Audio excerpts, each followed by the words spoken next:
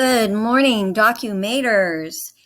This morning, I just wanted to show you a little something I thought might come in handy for some of you. This is something that I've often found people have to look within the help or instructions to find out how to do this. So I thought I'd just include it on my YouTube channel for a quick reference for any of you who are working specifically in Documate. I'm going to show you an example of how to implement a tab within the cell of a Microsoft Word table.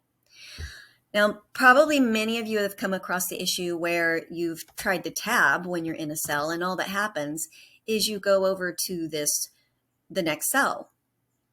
Well, we don't want to do that, obviously. I've got this second heading here where I want to put another variable underneath it, but I need for it to go where this tab marker is.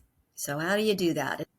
The only extra thing you need to do is hold down the Control key and then hit the Tab key at the same time. For you Mac users, you will have to hit the Option key at the same time you're hitting the Tab key.